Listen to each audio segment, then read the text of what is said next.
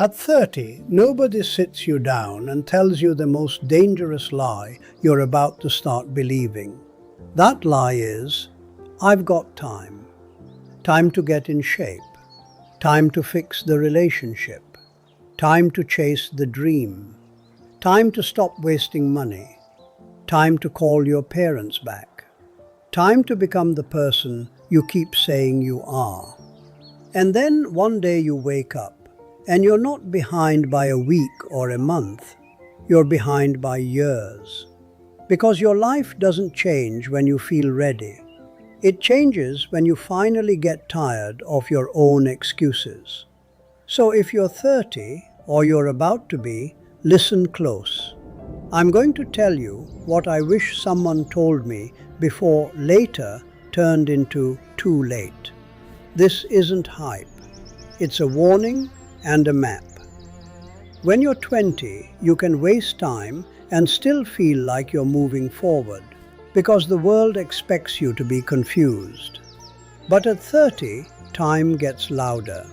You start noticing what doesn't bounce back like it used to. A bad night of sleep follows you for days. A little bit of debt turns into a heavy chain. A toxic friendship starts to feel expensive. And the dreams you used to talk about, they start asking for proof. I remember turning 30 and realizing I was fine. Not thriving, not falling apart, just fine. And fine is where dreams go to get buried. So let me tell you the realizations that hit me, some gently, some like a brick.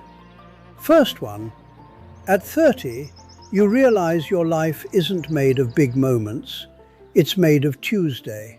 It's made of what you do when nobody is watching, what you eat when you're tired, what you scroll when you're lonely, what you drink when you're stressed, what you say yes to, and what you keep avoiding.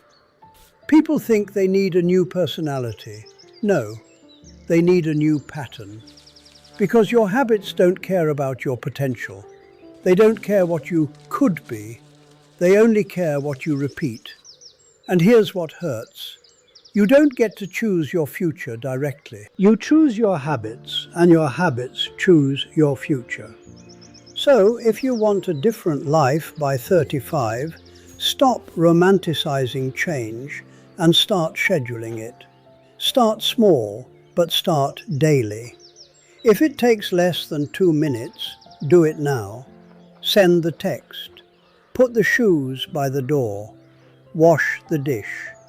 Open the document. Pay the bill. You're not lazy, you're stuck in friction. Remove the friction. That's adulthood.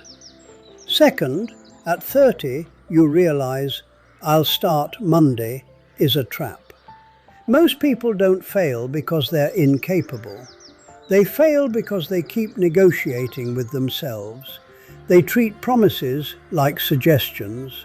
I'll start Monday. I'll do it when I'm less busy. I'll focus when life calms down. Let me tell you a secret. Life doesn't calm down. You just get older. And older comes with more responsibilities, not fewer. So if you're waiting for the perfect week, you're waiting for a week that doesn't exist. Start messy. Start tired. Start with doubt in your chest. Start before you feel ready. Readiness is a feeling, and feelings don't build futures. Decisions do. Third, at 30, you realize your friend group is your future in disguise. Your friends aren't just friends. They're mirrors. They're magnets, they're momentum. If you hang around people who normalize complaining, drinking, spending and staying stuck, you will slowly start calling that life. Not because you're weak, because humans adapt. You don't rise to your goals, you fall to your environment.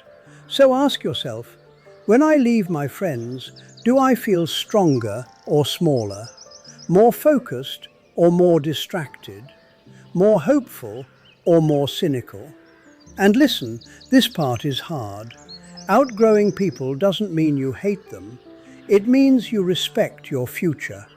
Sometimes the kindest thing you can do is stop letting someone else's comfort cost you your potential. Fourth, at 30, your health stops being a side quest. Your body starts sending invoices, and if you ignore them, you'll pay with interest. When you're younger, you can treat your body like a rental car. No sleep, bad food, stress, no movement. But at 30, you realize energy isn't luck, it's built. Your mood is affected by sleep. Your patience is affected by food.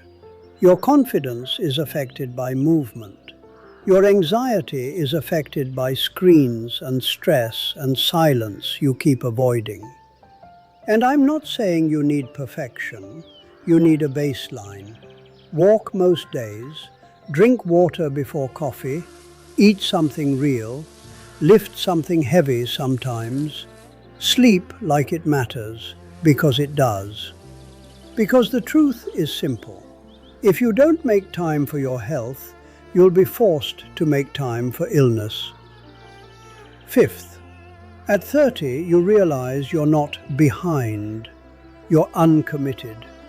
People love to say, I'm behind in life. Behind who? Behind someone's highlight reel? Behind a timeline designed to make you feel anxious? Behind a standard you never agreed to? Here's the truth. You're not behind. You're just not fully committed to a direction. Because when you're committed, your decisions get cleaner. You stop entertaining distractions. You stop half-starting things. You stop looking for shortcuts. You stop getting seduced by quick comfort. Most people don't need more time. They need fewer options. Pick a lane for the next 12 months. One skill to build. One health goal to commit to. One money habit to fix. One relationship to stop neglecting. And protect it like your life depends on it. Because the quality of your life does depend on it. Sixth, at 30, you realize money is a tool, and ignoring it is expensive. Money stops being just numbers. It becomes freedom or stress. And I'm not telling you to become obsessed. I'm telling you to become aware. Because ignorance feels harmless until you need choices. Most people don't have an income problem. They have a lifestyle drift problem. They upgrade everything except their discipline. They buy convenience, subscriptions, little treats, little splurges. Then they wonder why they feel trapped. So here's what I wish I did earlier. Know what comes in. Know what goes out. Stop leaking. Don't just ask, can I afford it? Ask, does this purchase buy me a better life or a temporary mood? You don't need to be rich to be stable. You need to be intentional. Seventh, at 30, you realize your relationships are a daily practice. Love isn't just a feeling, it's maintenance. Friendships don't survive on good memories. Marriages don't survive on intentions. Families don't heal on silence. You have to show up. And if you're always too busy to call the people who love you, one day you'll be free. Free because nobody expects anything from you anymore. And that kind of freedom is lonely. So send the text, make the call, plan the coffee, say the apology, say the gratitude while you still can. Because one day you'll understand this. Success feels empty if you have nobody to share it with. Eighth, at 30, you realize confidence doesn't come from thinking. It comes from keeping promises to yourself. People try to fix confidence by watching videos, reading quotes, waiting for a magical mindset. But confidence is built the same way a callus is built. Pressure, repetition, time. Every time you say you'll do something and you don't, you teach yourself you can't be trusted. And every time you do the thing you said you'd do, even small, you rebuild trust with yourself. That's where real confidence comes from. Not from being fearless, from being dependable. So start tiny, but be consistent. One walk, one workout, 1 hour of focused work. One day without impulsive spending. One night of real sleep. Do it again tomorrow. That's how you become solid. Ninth, and this one is the big one. At 30, you realize comfort is not neutral. Comfort is a direction. It either restores you or it slowly replaces your ambition. Comfort can be recovery, good. But comfort can also be avoidance, dangerous. If your life is all comfort and no challenge, you don't get peace. You get stagnation. And stagnation feels like this. You're busy, but nothing changes. You're tired, but not from progress. You're distracted, but not satisfied. You're entertained, but not fulfilled. So here's the question that changed me.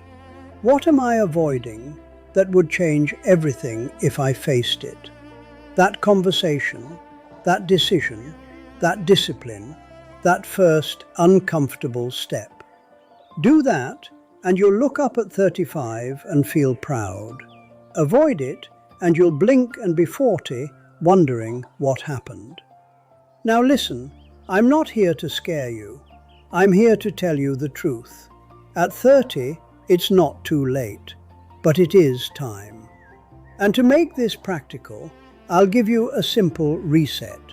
Not a fantasy, not a 90-day new you that collapses in a week. Just a 7-day reset that brings back something most adults lose: self-respect. For the next 7 days, 1. Walk for 20 minutes. No headphones for the first 10. Let your mind clear, let it talk, let it settle. 2. Write 5 sentences every night. What did I do today? What did I avoid? What cost me time? What gave me energy? What will I do tomorrow? 3. Do one hard task first each morning, before your phone, before the noise. One thing that moves your life forward. 4. Text one person you've been meaning to check on.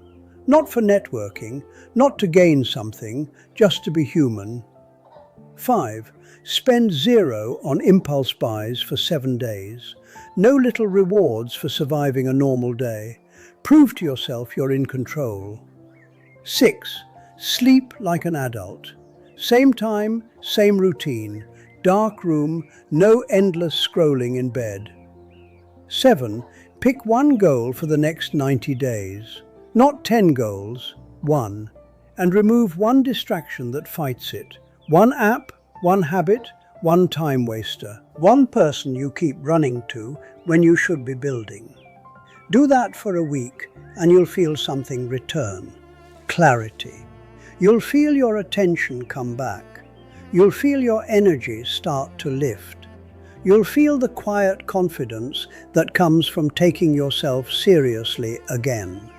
At 30, you don't need a new life. You need a new standard. So here's my final message to you. Stop calling it someday. Put it on the calendar. Put it in your routine. Put it in your daily actions. Because later is not a plan. And the longer you wait to become who you said you'd be, the more expensive it gets. If you're hearing my voice right now, it's not too late, but it is time. Start today.